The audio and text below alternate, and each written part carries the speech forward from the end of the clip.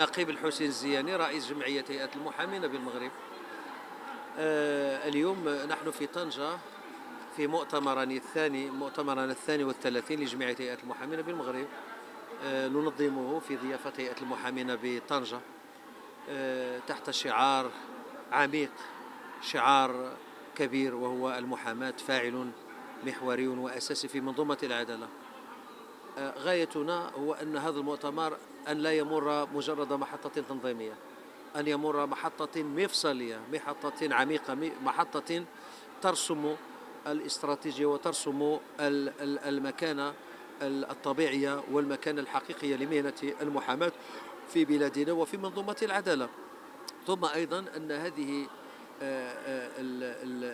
هذا الشعار هو غاية لأن هدفنا هو إصلاح، من أجل أن نرتقي بعدالتنا، أن نرتقي بقضائنا، أن نرتقي بمهنتنا، أن نرتقي ببلدنا. ونحن مغرب اليوم قطع أشواط كبيرة في بتحديات كبرى. المغرب اليوم رسى قواعد الديمقراطية وحقوق الإنسان، وأرسى مؤسسات دستورية أساسية وكبيرة، وهو قطب كبير على المستوى الدولي. ولذلك نحن بمسعانا أننا نريد أن نخدم العدالة بكل ما أوتينا من قوة لخدمة قضايا المواطن ولخدمة النجاعة القضائية وخدمة المواطن بالدرجة الأولى. سيتناول المؤتمر عددا كبيرا من المحاور. هنا ما يتعلق بالشأن المهني، المحاماة بالدرجة الأولى، والأمر يتعلق باستقلالية المهنة ومجال اشتغال المحامي وضمانات المحامي والتمكين الواقعي والقانوني والفعلي للمحامي على مستوى أدائه المهني وأداء رسالته بشكل صحيح وبشكل عميق. ثم أيضا سنتناول في محور ثاني اللي هو لجنة للشؤون القضائية والقانونية. سينصب النقاش حول القوانين، الترسانة القانونية المغربية، من حيث القوانين الجارية المطبقة حاليا أو القوانين التي هي في طور الإعداد كمشاريع قوانين، إما المعروضة على المؤسسات التشريعية أو التي هي لازالت في طور الإعداد. نبدي وجهة نظرنا فيها من حيث رؤية واحدة موحدة، انطلاقا من تاريخ أو من مرجعية كبيرة، وهي مواقف جمعية هيئة المحامين بالمغرب المتشبعة دائما بفكر حقوق الإنسان وبالاستقلالية وبالدفاع عن المواطن وبالدفاع عن العدالة في عمقها الحقيقي، في بعدها البعيد. ثم أيضا نتناول قضايا المرأة في لجنة خاصة، ثم كذلك القضايا القومية والقضايا الدولية.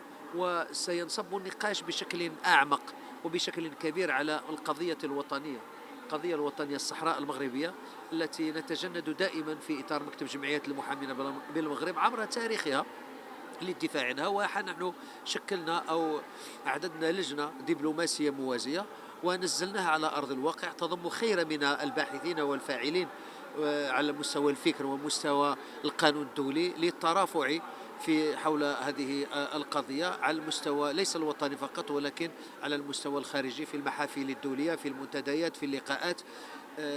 إذن ستحتل هذه القضية حيزا مهما من وقتنا، وسنعالج ما يمكن معالجته بإبداء للرأي، ونجند أنفسنا للترافع بشكل صحيح وشكل جيد على القضايا الوطنية الكبرى في إطار مرجعيتنا وثوابتنا الوطنية. ثم كذلك لنا من اللجان التي ستعالج ما هو اجتماعي، الوضع الاجتماعي للمحامي، بحيث علاقته مع التغطية الصحية، علاقته مع التكافل والتضامن، علاقته مع التقاعد، علاقته مع كل ما يرتبط بالجانب المحامي من حيث هو كشخص أو أسرته. ولذلك فستلاحظون أن عندنا 6 لجان ستركب انطلاقا من يوم غد على المناقشة والحوار الجاد والمسؤول. ونحن اليوم في الجلسة الافتتاحية التي أعتبرها محطة ناجحة بامتياز، بحيث أنه جمعت قامات مهنية ومسؤولين كبار على مستوى السلطة القضائية وعلى مستوى وزارة العدل وعلى مستوى الحضور. كان حضورا مكثفا غنيا بالتنوع ولذلك فنحن سعداء جدا في هذه المحطة المهنية التي نعتبرها محطة وطنية، لأنه المؤتمرات جمعية هيئة المحامين بالمغرب دائما ترسم استراتيجيات مهنية وحقوقية وتشريعية ووطنية. نحن اليوم يجب أن نرتقي بمهنة المحاماة إلى محاماة مواطنة، محاماة تسعى إلى تعزيز الحقوق والحريات، تسعى أيضا إلى لعب أدوار كبيرة على المستوى المجتمع وعلى مستوى اقتصاد البلد. وبالتالي فالمحاماة فاعل محوري أساسي له أدوار كبيرة إن على مستوى الداخلي أو على مستوى الاستثمار الخارجي أو في إطار علاقة الشراكة مع الاتحاد الأوروبي أو مجلس أوروبا. ونحن اليوم نصب أعيننا عددا كبيرا من الأوراش وعددا كبيرا من القضايا، أهمها ورش الرقمنة والذكاء الاصطناعي، لأن اليوم العالم يتسابق من أجل في هذا الورش، ونحن مستعدون اليوم ننخرط كمحاميات ومحامين من أجل الرقي بمهنة المحاماة، من الرقي بالتشريع المغربي، بالرقي بقضائنا وبنجاعته القضائية. شكرا لكم.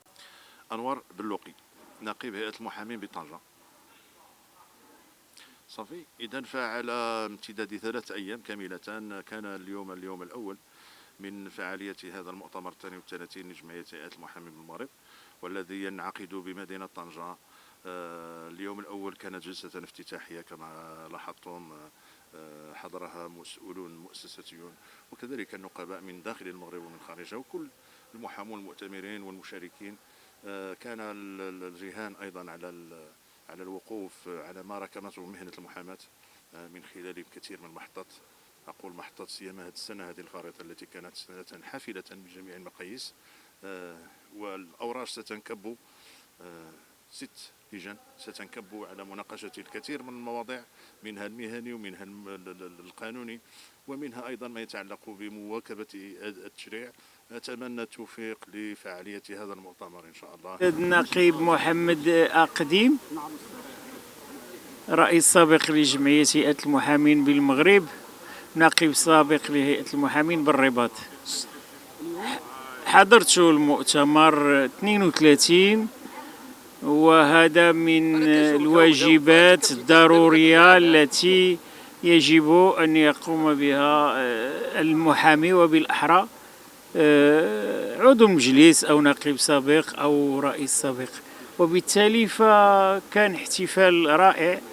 وإذا ركزتم في الخطابات التي ألقيت فهناك معالجة لمشكل العدالة وكذلك مسار مهنة المحاماة في البلد. ما زالت الأشغال اللجان ستكون غدا إن شاء الله وبعد غد، ومن خلال هذه الأشغال سيتبين المشاكل الحقيقية التي تعترض الممارسة المهنية. وأظن بأن المحامين مستعدون للتغلب على كل العراقيل التي تعترض سبيلهم في الممارسة المهنية.